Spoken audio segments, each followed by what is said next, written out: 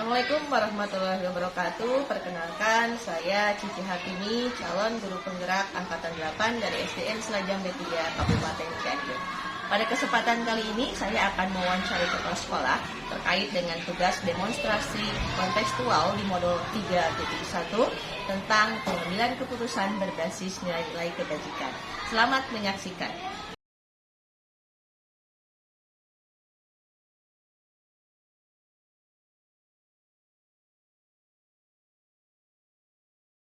Assalamualaikum Bapak. Waalaikumsalam warahmatullahi wabarakatuh. Selamat siang Bapak. Siang, Cici.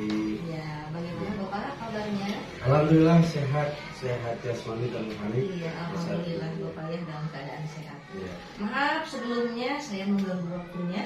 Iya. Sebelumnya saya ingin mengucapkan terima kasih banyak atas waktunya karena Bapak sudah mau meluangkan waktunya untuk Iya. saya wawancarai. Mungkin pada kesempatan ini sebetulnya intinya saya ingin belajar banyak pada Bapak terkait tugas saya di modul 3.1 tentang pengambilan keputusan berbasis nilai-nilai kebajikan, terutama sebagai seorang pemimpin Bapak. Iya. Ya, seperti yang saya tahu Bapak memiliki banyak sekali pengalaman Pak. Ya, khususnya sebagai seorang pemimpin, sebagai kepala sekolah. Sebetulnya saya ingin tahu pernah tidak Bapak dihadapkan pada hal yang sama-sama baik tetapi saling bertentangan Pak? Pernah, pasti Ya, selama menjadi kepala sekolah pasti yang dihadapkan ada dua hal bertentangan. Pertama ya bertentangan secara etika dan moral tentunya. Kemudian ada ya secara adat juga bisa jadi gitu kan. Pernah mengalami kedua hal tersebut ya. Yang bertentangan pada saat itu tapi harus diputuskan dengan kebajikan ya seperti itu. Ya. Kemudian Bapak dalam pengambilan keputusan biasanya kan ada langkah-langkahnya ya.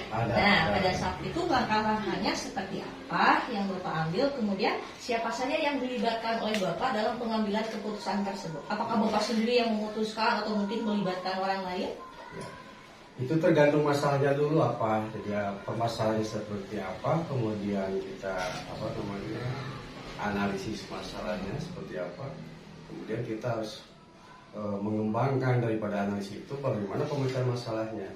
Pemecahan masalahnya bisa saja itu kita berkolaborasi dengan rekan-rekan guru, terutama rekan-rekan guru ada sebagai kita kepala sekolah politika di sekolah, ataupun ada permasalahan yang menyangkut kelembagaan. Kemudian juga keterlibatan kepada dewan sekolah atau panitia sekolah juga harus dilibatkan dalam pemecahan masalah seperti itu. Ya. Berarti kalau yang bisa saya tangkap intinya dalam pengambilan keputusan kita harus berkolaborasi. Mungkin Bapak kan ada pimpinan atasan, betul. Kemudian kita di sekolah ada Ya. komite, mungkin orang tua juga bisa dilibatkan. Bisa dilibatkan. Jadi Ya. ketika ada masalah tentunya itu dikomunikasikan pertama adalah dengan pengawas bina. Pengawas bina, ini ada pembahasan seperti apa, ini masalah seperti ini, dianalisis saat apa, kemudian kita ya berdiskusi untuk mengambil keputusan supaya hasil musyawarah kan keputusannya lebih enak begitu. Ketika bermusyawarah kan ada saran pendapat dari rekan-rekan, nah itu yang paling penting gitu. Jangan bersifat otoriter seperti itu. Iya, betul sekali Bapak, luar biasa. Kemudian bagaimana cara Bapak membedakan mana itu dilema etika, kemudian mana bujukan orang? Mungkin Bapak di sekolah kita pernah ada kasus seperti itu. Ada. Selalu ada ya Pak? Ada. Pertama, kalau yang masalah penempatan guru juga bisa jadi masalah. Gitu.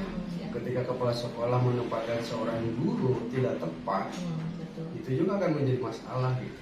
Secara dilema etika dan rujukan moral itu ya itu bertentangan. Ini benar tapi bertentangan dengan aturan jelas. Ya kalau contoh-contohnya saja ya banyaklah itu banyak di sekolah itu ya itulah yang penting keputusannya harus benar-benar sesuai dengan aturan yang ada dan kebijakan yang benar tentunya gitu. Jadi kita harus mempertimbangkan hasilnya nanti seperti apa. Betul. Bisa dipertimbangkan apakah merugikan, betul. apakah menguntungkan. Itu kan segi aspeknya harus dilihat, masalah ini dipecahkan, ini bisa bertentangan tidak. Nah, ini secara moralnya gimana, secara etiknya gimana, kan itu harus dipertimbangkan juga gitu dalam mengambil keputusan. Setiap permasalahan pasti ada seperti itu, pasti ada seperti itu. Bijak ya Pak ya? Itu kebijakannya. Iya. Yang penting ada kebijakannya itu. Ya kebijakan kadang-kadang ada kebijakan kepala sekolah, tetapi belum tentu dipandang baik oleh rekan-rekan Iya. guru di sekolah juga. Itu harus dipertimbangkan juga begitu. Jadi banyak pertimbangan Iya, ya, harus kita mau dipertimbangkan. memutuskan Betul, suatu betul. keputusan ya. Bapak terima kasih. Kemudian apakah ada langkah-langkah yang Bapak lakukan sehingga dalam pengambilan keputusan Bapak itu merasa yakin nih bahwa itu adalah komitmen yang diambil ketika Bapak melakukan pengambilan keputusan? Betul. Ini ketika langkah-langkah yang diambil itu harus itu ada berpikir secara jadi dulu ya, berpikir ketika kita sudah mendapatkan permasalahannya, dipecahkan masalah, kemudian diambil kesimpulannya untuk menentukan keputusannya seperti apa, itu harus betul-betul berpikirnya itu, berpikirnya, kemudian secara aturannya bagaimana, kebijakannya apa. Kalau kadang-kadang antara aturan dan hati nurani lah bisa saja terjadi kan berbenturan. Ini baik nih, bagus. Tetapi kata aturan kan tidak boleh, bisa saja terjadi. Nah itu harus dipertimbangkan pula seperti itu. Gitu. Selalu ada kata akhir baik atau tidak. Baik atau tidak. Iya. Kalau masalah untung menguntungkan itu bukan ekonomi, ini baik atau Iya, tidak. baik Moralnya atau itu, tidak. etika itu baik atau tidak keputusan yang Iya, kita iya. ambil, yang kita putuskan seperti itu. Iya, iya Bapak. Terus apakah selama di sini Bapak pernah menghadapi suatu kasus yang menjadi tantangan buat Bapak? Ada. Pasti pernah ya Pak ya, Pernah. karena Bapak pengalamannya sangat banyak Iya. sekali. Ya. Sekarang kan di sekolah ini ada tantangan bagi saya. Ada ketika sekarang kan karena sekolah ini masih status tanahnya masih sengketa seperti itu karena para ahli waris yang dulunya menghibahkannya sekarang ahli warisnya menggugat. Itu tantangan bagi kepala sekolah. Itu harus menyelesaikan, berkoordinasi seperti apa dengan pihak distrik dan kolaborasi lah antara minta sumber-sumber data yang tepat sehingga nanti tidak menimbulkan suatu masalah yang baru. Ada pasti. Contohnya seperti ini sekarang yang sedang dilakukan seperti ini. Mudah-mudahan cepat selesai lah gitu. Ya, ya. Jadi Bapak kalau di sekolah ini kan hanya berkaitan dengan guru dan siswa Bukan saja. hanya, tetapi kan kalau yang namanya kepala sekolah itu itu sarana prasarana juga harus diperhitungkan. Bukan hal yang paling penting semua juga karena saling keterkaitan. Tetapi kan kita harus punya skala prioritas apa yang harus diselesaikan gitu kan. Terutama ya haruslah kondusif di sekolah seperti itu, yang diciptakan sekolah yang kondusif ya, yang nyaman baik itu kepada sekolah, guru dan siswa dan menjadi seperti itu. Ya. Kalau yang bisa saya tangkap yang jelas jadi seorang pemimpin harus punya strategi ya Pak yang mungkin. Jelas. Strategi harus punya strategi, harus punya strategi. Iya, iya, Pak. Kemudian sebagaimana yang kita ketahui dalam pengambilan keputusan itu ada 3 prinsip Bapak.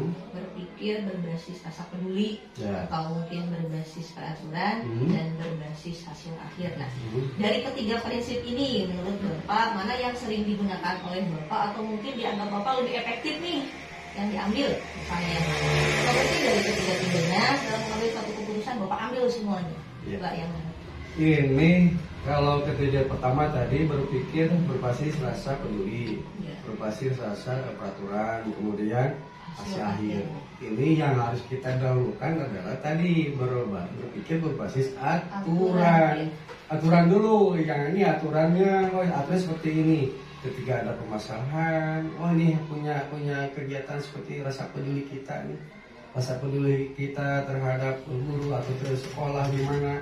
Ini kalau kita ke sekolah, menurut aturan ini peduli, tapi menurut aturan benar atau tidak, bagus atau tidak, nanti akan menimbulkan masalah atau tidak. Itu juga harus peraturan yang harus kita utamakan, peraturan rasa peduli tentunya nanti. Kalau masalah hasil akhir itu akan apa namanya nanti juga mulai proses, mulai proses seperti apa gitu nantinya. Ya. Jadi kalau bisa saya tangkap ketiga-tiganya. Ketiga-tiganya. Tapi ada yang diprioritaskan, mungkin yang peraturan dulu ya Pak. Aturan ya? dulu. Karena kita berada di dunia kerja. Ya, Sesuatu betul. harus sesuai dengan aturannya. Aturan ya, dulu, Pak? Ya. aturan dulu, baru saya peduli Pak. Yang jelas itu hasil akhir. Hasil akhir itu yang mulai proses dulu kan. Iya. Aturan yang paling penting, tegakkan dulu aturan seperti itu. Ya, siap Pak, terima kasih. Kemudian tadi kan kita berbicara tentang dilema etika ya Pak ya. Bapak pernah tidak dihadapkan pada kasus bujukan moral ketika di sekolah nih, yang benar lawan yang salah. Nah, kita lihat dari aturan ini salah Pak, tapi dilihat dengan kondisi ya, Bapak harus menyelamatkan orang tersebut. Kasusnya ada lah. Ada. Tapi saya tidak akan sebutkan. Iya.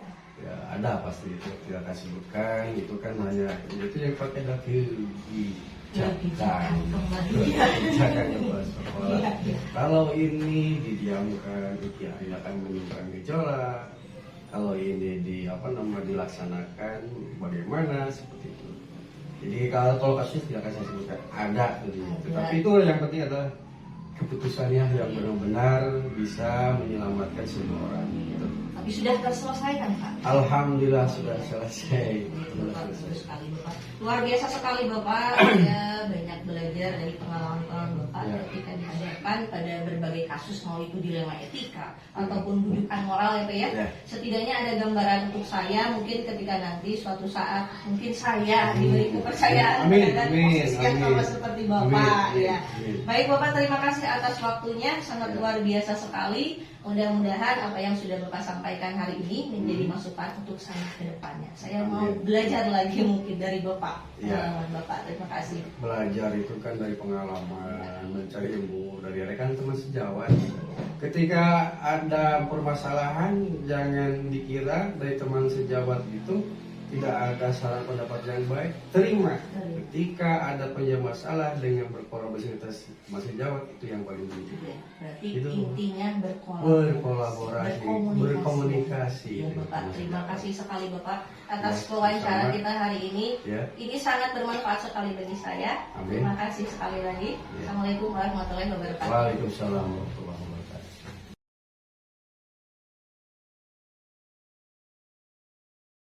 Assalamualaikum Bapak. Waalaikumsalam. Selamat pagi Bapak. Bagaimana kabarnya Bapak? Alhamdulillah baik. Maaf Bapak, sebelumnya saya mengganggu waktunya. Sebelumnya saya ingin mengucapkan terima kasih atas waktunya karena Bapak sudah mau meluangkan waktunya untuk saya wawancara. Mungkin dalam kesempatan ini sebetulnya saya ingin lebih banyak belajar pada Bapak terkait tugas saya di Modul 3.1 tentang pengambilan keputusan berbasis nilai-nilai kebajikan terutama sebagai seorang pemimpin. Seperti yang saya tahu, Bapak memiliki banyak pengalaman, ya Pak ya, khususnya sebagai seorang pemimpin yaitu kepala sekolah. Sebetulnya saya ingin tahu pernah tidak Bapak dihadapkan pada dua hal yang sama-sama baik tetapi saling bertentangan pada saat itu. Terima kasih Bu Cici yang terbaik di Mbak untuk mewawancari Bapak untuk dalam tugas CBP. Iya, Bapak betul. Mudah-mudahan nanti setelah ini kedepannya lancar. Amin, Bapak, terima Untuk kasih. menghadapi masalah yang bertentangan, dua kepentingan tapi berbuat baik. Ya. Ya. Ada. Ya. Ada. Terutama masalah tentang kurikulum. Ya. Sekarang kan kita ini menjalankan kurikulum merdeka. Kurikulum merdeka ini yang baru dilaksanakan itu adalah kelas 1, 2, 4, dan 5. Baru kita bukan kita laksanakan, baru kita IKN ya, implementasi kurikulum merdeka waktu disebut Sukawili. Akan tetapi untuk kurikulum 13 masih juga kita pergunakan, ya kan? jalur utama kelas 3 dan kelas 6. Nah, kelas apa? Kelas 1, 2, 4, 5 itu pada kenyataannya itu masih menyadur ya kurikulum merdeka itu kurikulum 13. Jadi di sini Bapak sudah berpikir untuk memutuskan mana yang akan kita pakai, mana yang kita kita keluarkan dulu. Ini satu dilema, ya kan? Kedua-duanya baik, kedua-duanya kita pergunakan. Gitu kan? Jadi untuk putusan nanti kita tunggu aja setelah selesai nanti kita melaksanakan IKN, nah baru kita memutuskan yang mana yang harus kita pergunakan seterusnya. Memang sekarang ini instruksi dari Kemendikbud, kita sekarang ini harus menggunakan kurikulum merdeka. Nah itu kan belum semuanya, bahkan bukunya itu belum komplit. Gitu kan? Ini dilema bagi Bapak selaku pimpinan, gitu kan.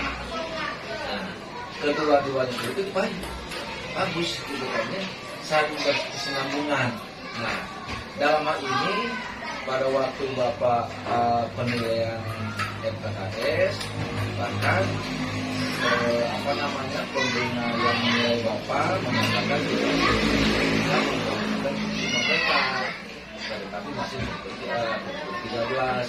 Pada kenyataan kita ini sekarang didorong oleh pemerintah untuk melaksanakan kurikulum merdeka. Nah itu dilema bagi kita seorang kepala sekolah dan guru-guru, mana yang harus dipakai. Padahal bukunya guru yang sudah melaksanakan kurikulum mereka akan sangat saling berkaitan, tapi gitu ya. Masalahnya tentang itu memang ada. Jadi dua kepentingan untuk mengambil keputusan, kedua-duanya bagus kedua-duanya, tapi yang mana yang harus didahulukan.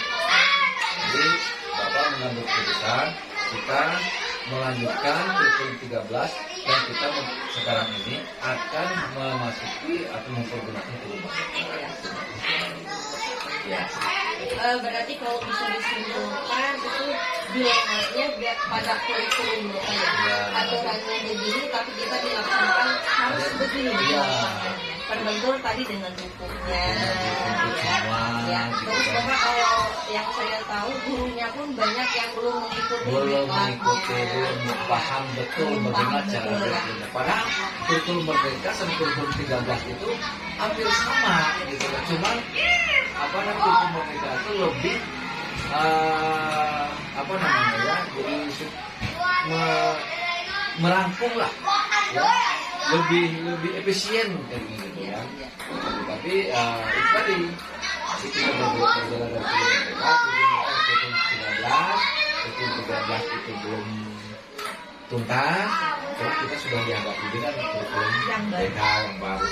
Mestinya gitu kan seluruh guru-guru harus diberikan workshop tentang kurikulum merdeka sampai tuntas, baru kita lakukan di SD dengan buku-buku yang Bapak ya, terima kasih.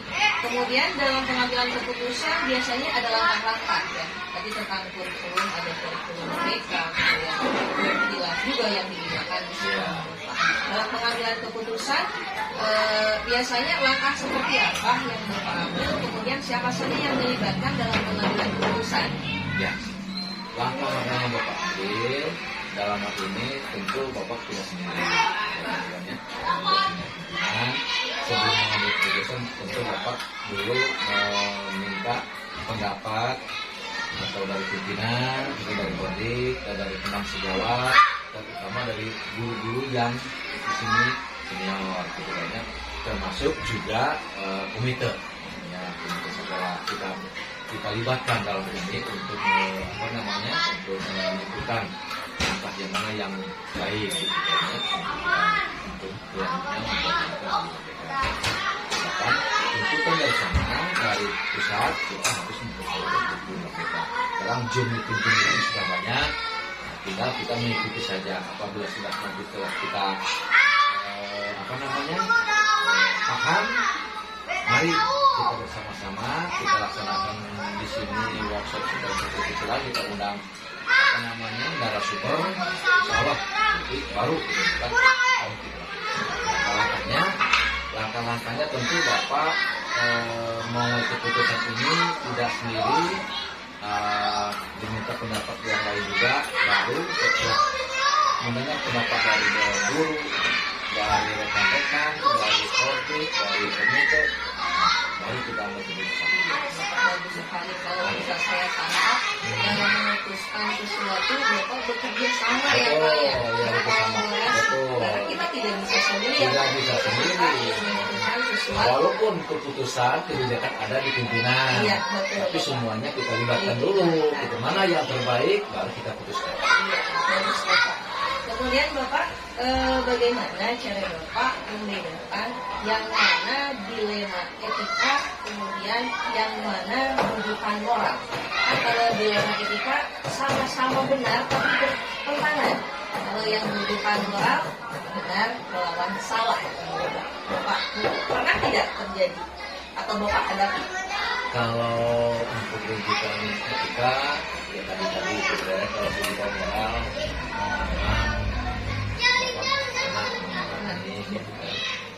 ini yang harus perlawanan yang betul dengan yang salah.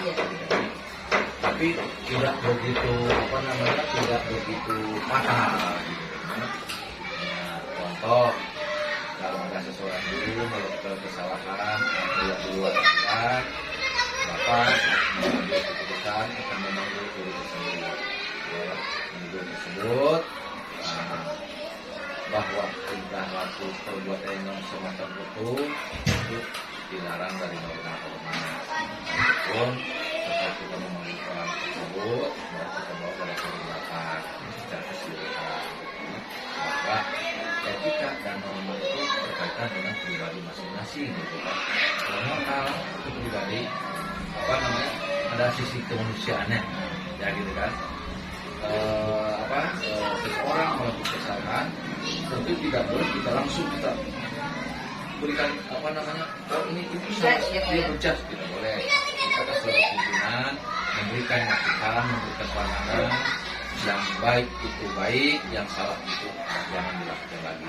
Jadi misalnya pimpinan, kita selaku pimpinan tidak boleh menilai seseorang itu jelek, harus menganggap anak buah itu baik. Ya, harus semangat menganggap anak buah yang baik, karena kalau kita sudah memprediksi kita bersangka jelek kepada anak buah, tentu ke depan kita tidak akan selesai. Untuk makanya anak buah itu, Bapak gini, cek sundang nama gitu kan ya, badai goreng, badai saek, itu putra serangan. Tergantung pimpinannya. Iya, tergantung pimpinan kita. Bagaimana pimpinan contohnya panutannya udah begitu, anak buah pasti bukan menurut tidak. Tapi kalau pimpinan memberikan contoh, terutama dalam segi kehadiran, kan sudah ada pimpinan yang datang jam 10, jam 11 berangkat lagi. Bapak sih bisa datang harus lebih pagi, pulang harus lebih lambat. Jadi menanamkan disiplin ya Pak ya? Menanamkan disiplin. Nanti andaikan berhasil atau tidaknya kita sudah melaksanakan, sehingga individu dulu masing-masing. Bagaimana penilaian mereka? Kalau memang mereka itu tidak mau berubah, ya kita panggil, kita beri masukan, kita beri pembinaan, masih juga begitu ya kita tinggalkan.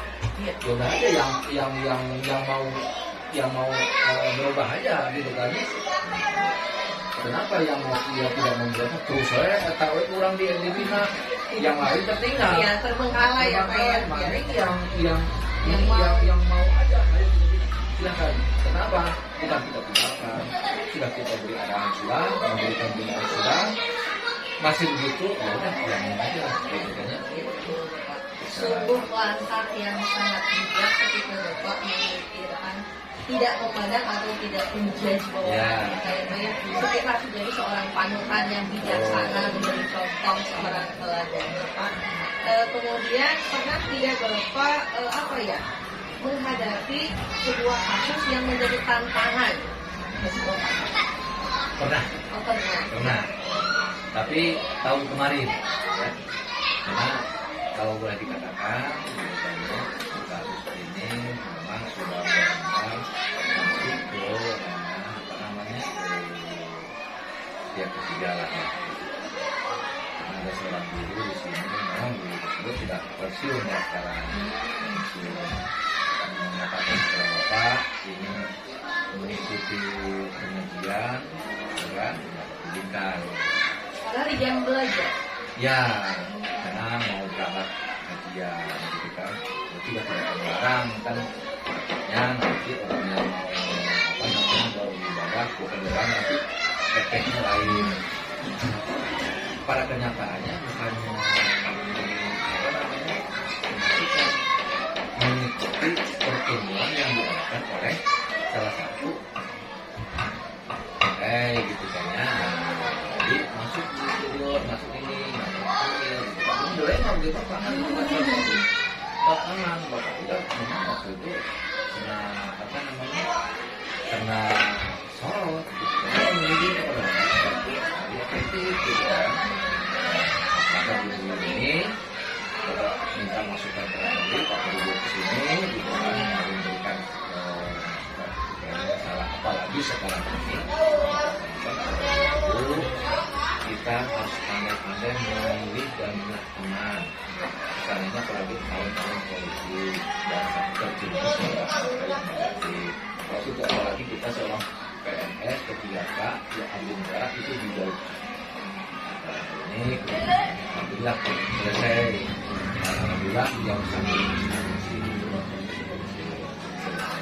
nah keputusannya bapak kalau ibu melaksanakan kegiatan ini harus kalau minta izin harus benar-benar kita tujuan kemana gitu kan baru menentukan kalau tidak Intinya harus kejujuran ya Pak ya. Ya, pastinya seorang guru ini pasti akan mendukung ya Pak. Betul.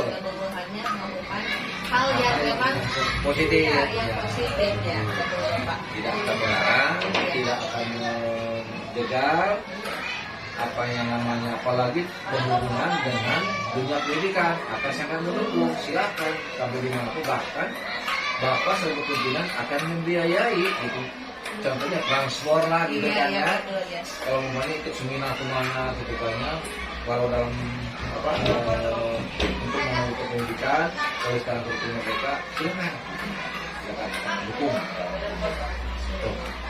langkah yang luar biasa.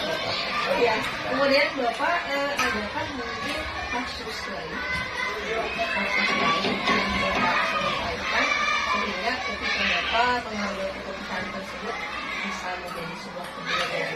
Sebetulnya dari tadi kasus-kasus yang Bapak sampaikan adalah boleh jalan yang bisa saya dapat. Kemudian ada kasus lain tidak dari yang tadi ya juga sesuai banyak ya Pak ya. Banyak ya.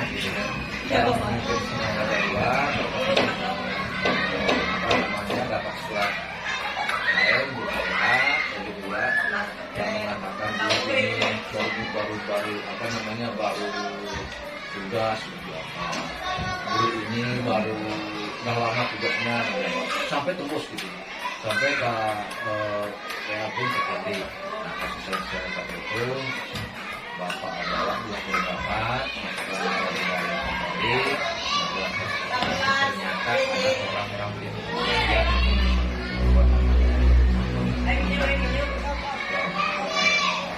apa namanya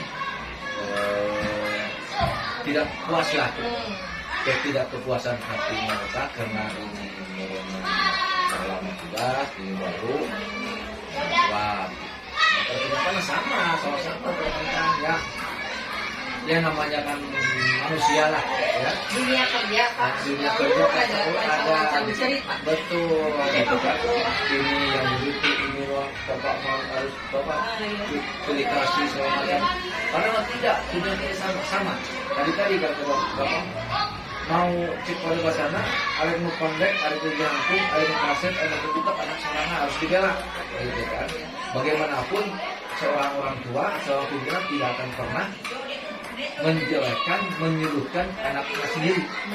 Intinya harus kita dukung, harus kita dorong demi kemajuan mereka. Terima Bapak sungguh luar biasa. Apa yang Bapak sampaikan itu pembelajaran berharga sekali buat saya Bapak ya. Bapak kemudian sebagaimana yang kita ketahui di dalam pengambilan keputusan itu ada 3 prinsip ya Pak ya. Berpikir berbasis rasa peduli, kemudian berbasis pengaturan, dan berbasis pengaturan. Mungkin menurut Bapak dari ketiga prinsip ini biasanya mana yang sering digunakan oleh Bapak dan mungkin yang lebih efektif ketika Bapak mengambil sebuah keputusan? Prinsip yang dapat digunakan dalam mengambil keputusan berbasis kepada peraturan yang prosedur. Kita tidak bisa mengambil prinsip tadi pertama Ada rasa peduli. rasa peduli. Ya, kemudian peraturan dan berbasis hasil. Berbasis peraturan. Memang proses peduli itu Selalu ada. selalu ada. Kalau dipresentasikan proses peduli itu sekitar 35%, proses aturan itu 65%. Tetap kita peduli kepada anak, ya, prinsip-prinsip yang kita perlukan. Tapi aturan dari pemerintah dari atasan kita itu yang harus diberikan. Jadi intinya sisihkan dulu aturan pribadi gitu kan. Mari kita angkat ke peraturan kebersamaan. Peraturan dari sini intinya Bapak mengambil keputusan tetap kita mempergunakan prinsip aturan di samping kita mengambil kebiasaan. Tidak bisa peduli tapi aturan kita labrak. Abaikan ya. Ya baik aku salah. Peduli tapi aturan yang besar. Ibu berbuat contoh, seorang ibu melakukan sesuatu di kelas, ya kan, kepada anak, ya kan, tapi tidak mengikuti aturan yang ada. Nah, Bapak kan menentukan Bapak Bu itu bagus. Bapak ini peduli kelas kita, peduli secara aturan itu sama. Nah, ini kita masukkan. Jadi prinsip peduli dan prinsip aturan harus saling berkaitan. Kalau bisa saya ambil berarti Bapak yang pertama mengambil dulu yang berbasis peraturan. Karena kita berada di dunia kerja yang ada aturan yang harus kita pahami. Baru selebihnya Bapak mengambil yang berbasis rasa peduli. Itu memang berkaitan ya Pak ya, tidak bisa dipisahkan. Aturan kita pakai perkenalan saya tidak tidak efisien lah, gitu kan. Tetap kita mengambil prinsip kepedulian juga. Bapak luar biasa sekali, saya belajar banyak dari pengalaman-pengalaman Bapak ketika dihadapkan pada berbagai kasus. Dilema etikanya ada, ya kayak tadi tuntutan moralnya juga ada. Setidaknya banyaklah ilmu untuk saya ketika suatu saat nanti mungkin saya di posisi yang sama. Ya mudah-mudahan Bapak. Baik Bapak, terima kasih banyak atas waktunya, sangat luar biasa sekali. Mudah-mudahan apa yang sudah Bapak sampaikan menjadi masukan untuk saya ke depannya Bapak. Amin. Terima kasih banyak. Mudah-mudahan apa yang Bapak sampaikan kepada Ibu Cici itu menjadi bahan pembelajaran ke depannya apabila nanti Ibu Cici dikadirkan sebagai pemimpin sekolah. Itulah kita harus banyak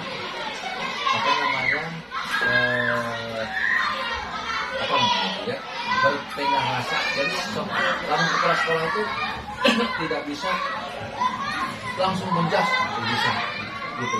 Kita harus mengambil keputusan itu harus benar-benar balik. Apakah ini salah atau tidak? Kalau memang salah harus dibagaimanakan. Tidak boleh salah kok nggak salah. Itu nanti akan terkecil hatinya. Sekarang pasti mengalami. Saya juga dulu mengalami itu dulu gitu. Pakai sekarang untuk menentukan harus benar-benar baik. Terima kasih banyak. Amin. Mudah-mudahan apa yang Bapak berikan menjadi suatu jamu bagi Ibu Cici, menjadi bahan untuk Ibu Cici untuk menjalankan pembelajaran di CBP, dan apabila nanti ada nasib jadi pendidik, silahkan Pak. Iya, mudah-mudahan Bapak. Terima kasih Bapak atas waktunya. Iya.